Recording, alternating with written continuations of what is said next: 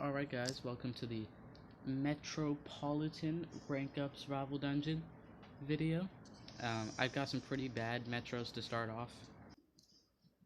Well, not like I have bad metro monsters. I have a lot of really good and high rank metro monsters.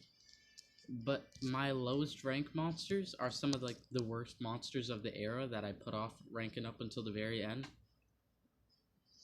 Which there's only 7 or less metro monsters I don't have yet, and of those monsters, and then of all the monsters that I do have, almost all of them are at rank 3 already. So I'm very close to completing my goal of getting every metropolitan monster to rank 3, and then just reaping the rewards out of these books. This is basically me farming the books. I know I'm gonna use most of... No, please don't give me fruit taster cells, please. Phew! Anyways, like I was saying, I know I'm gonna use some of these guys in war, and I know people like George Not Found. I'm never gonna use them in war. But guess what? It's for the fact that I get tons of rewards out of a book, which may or may not be equal to the amount of effort I'm putting in, but free rewards is free rewards.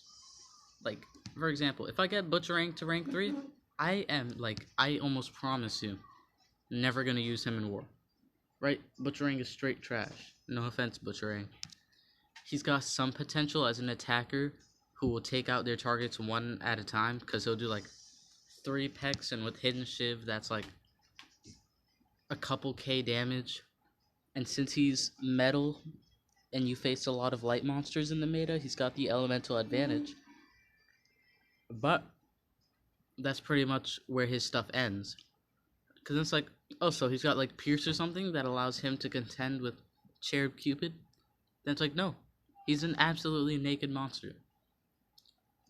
Which also, just gonna say this now.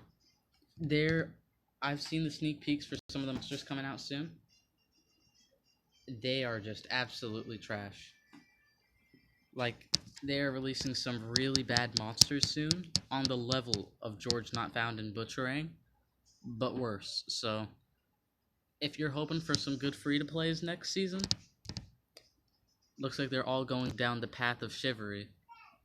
Although I know they're gonna release a good race monster called Volcanics, and that monster is gonna have dodge area, be an elemental attacker who will give you elemental weaknesses and has a dot or two. Pretty good. So a good race monster can kind of settle out a bad season, but historically when the race monster is OP, that means that it's the last season of an era, and you're also getting OP talents and everything else. Because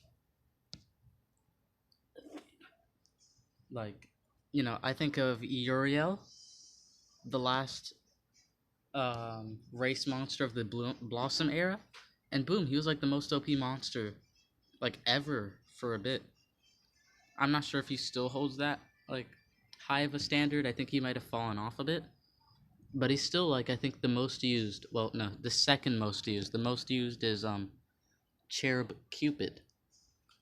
Which, will he be dethroned by Serpentex? A lot of people are saying yes. I say no. Cherub Cupid has got 2 AoEs and some extra turn, and he's got a moderate 45 damage to 1. It doesn't matter how massive somebody hits. People love Pierce monsters with AoEs, so to have 2 of them, add to that there's a portion of the top 100 players who aren't pay to win, so they don't have Serpentex. I don't think he's the game changer that everyone thought he'd be, but I think he's still very OP. But the thing is, if you look at the corrupted era, you know what you see a lot of? You see a lot of a great monster made OP by a great talent. That's why people love that era so much. They literally released a talent for everything. Trade disable, you got it. Positive effect removal, you got it twice. they had a ton of stuff that era that just everybody wanted, and it added versatility to everybody. And then all of a sudden you had a Pierce monster who could give everybody Mega Freeze, and like, everyone's just sitting there like, all right, what is this era, and how do I turn time back so I can spend my money?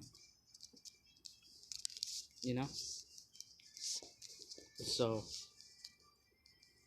and the fact that, you know, I would say, in my opinion, the Doomsday era was like had just as many OP game-changing monsters as the Corrupted era did.